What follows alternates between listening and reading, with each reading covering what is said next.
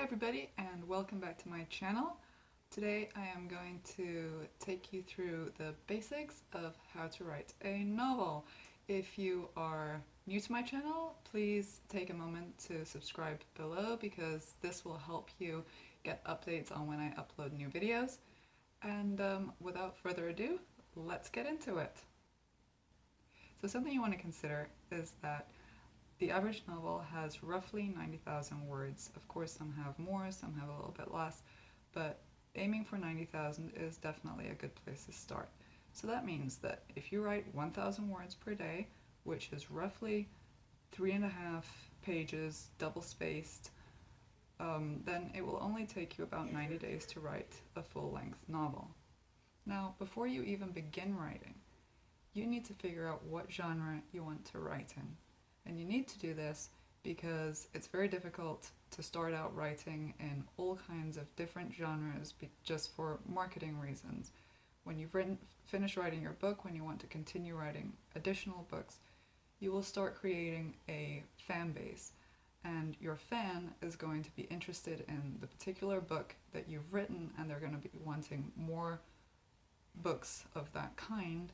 So if you've written a crime novel and then you suddenly switch to romance, then unless it's a romantic crime novel, the reader who bought your crime novel and possibly loved it is not going to want to buy your romance novel.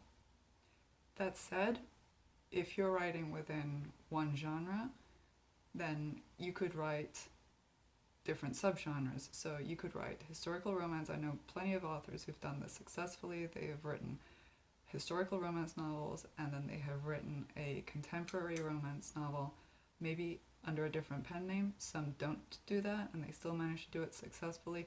But to begin with, to build your fan base and to encourage readers to buy more books, I would advise you to stick with one genre, one subgenre, and just keep writing within that until you have enough readers where you're able to branch out successfully and still take some of those readers with you to the next genre. So how do you decide on your genre? Well, consider what kind of books you enjoy reading. What are you drawn towards? Which movies and TV shows do you enjoy? Is it sci-fi? Is it crime, mystery, romance? Figuring that out will also help you figure out what kind of books you would actually enjoy sitting and spending a few hours per day working on, because writing, it takes time. I usually would say that it will take you about maybe an hour and a half to get 1,000 words done, but that's going to be a rough hour and a half if you don't enjoy the genre in which you're writing. Plus, the book itself, when it's done, it will reflect on whether you were passionate about the subject or not. This in turn will determine whether or not the reader enjoyed it and how much they enjoyed it, because let me tell you, if an author is passionate about what they're writing about, then it reflects in the book and the reader is much more likely to enjoy that book. So once you've figured out your genre, you need to start building your story arc. That means working on setup, conflict, challenge, climax, and resolution. The setup is where the characters are introduced. The conflict is where a problem is presented to the characters. It's an obstacle of some sort that they have to overcome by the end of the story. The challenge is where the problem becomes more complicated. The conflict is where the characters solve the problem, and the resolution is wrapping everything up at the end. If it's a romance, for example, then the characters maybe get married and live happily ever after. Most novels also have what's called a dark moment or a black moment. It falls right between the challenge and the conflict, and this is the point in the story where the hero or the heroine feel as though the obstacle that you have given them right at the beginning of the story is impossible to overcome.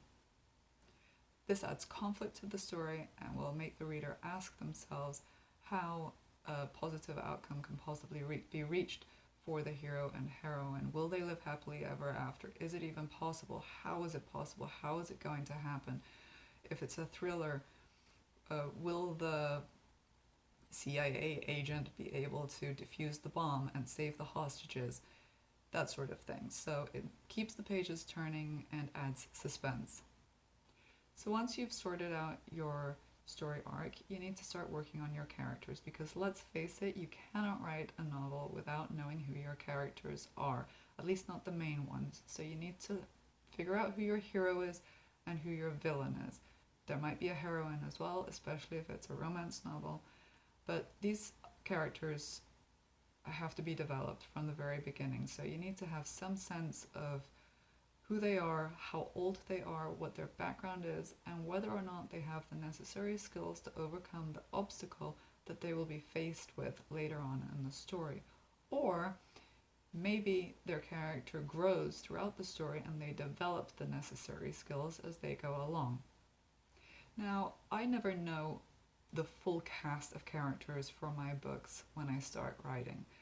I do know the main ones, but there are so many characters that just pop in here and there, whether it be friends, relatives, some shopkeeper, whoever it is that I suddenly need to put in place in order to drive the story forward.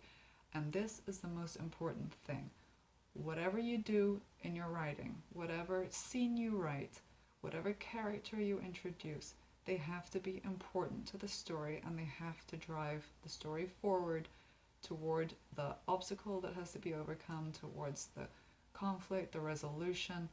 And if they're meaningless to the story, the reader will figure that out really quick, and they'll wonder, what are they doing there? Why has that scene been written? It's boring, it's dragging everything down, it's unnecessary, and it will pull them out of the story and cause them to possibly stop reading, which is the worst thing that can actually happen, right? Because you want to keep them engaged, you want to keep them reading, you want to create a page turner that they look forward to, that they can't put down, and that will prompt them to want to buy other books that you may write in the future. Next, I would suggest that you try to plot your chapters a little bit, at least figure out how many chapters more or less you're going to have in your book. Mine have roughly 24 on average, with about 3,000 to 4,000 words in each of them. And as you plot these chapters, or as you start working on them, you need to start considering hooks. So the most important hook possibly that a book can have is right at the beginning. It's actually the first line or paragraph that the reader will read, and it is what will engage them and make them want to read the rest of your book. Or at least it's what will prompt them to give your story a chance. So let's say, for instance, the rain was pelting down on Lily as she struggled through the woods barefoot, right? So that's going to prompt the reader to ask the question of, why is Lily outside in the rain, struggling through the woods? Is she hurt? And where are her shoes? Why doesn't she have any shoes on? Is she being chased? Has there been an accident? What is going on? I need to find out. Let me keep reading, right? So there's your hook at the very beginning of the book to try and engage the reader and make them want to find out more about the character and the plot. Now, the next kind of hook you want to introduce is the end of chapter hook. Each chapter ending needs a hook that will drive the reader to continue on to the next chapter, because they can't put your book down. They need to find out what's going to happen next. So let's say, for example, end of chapter 1 ends with Lily falling to the ground. She looks up and she sees a shadow looming over her. End of scene, right? And then the reader will be prompted then to go on to the next chapter to find out, who is the shadow? Is she in danger? What's going to happen? So maybe you've already started on a novel that you still haven't finished. If so, please write WHIP in the comments below. Or if you have a question that you think I might be able to answer, some way in which I can help you with your writing and your writing career, also feel free to add it in the comments below, and I will try to answer it as promptly as possible. And don't forget to subscribe. By subscribing, you will be alerted to future videos that I will be uploading, videos that could potentially help you with your writing career. So until next time, take care and happy writing!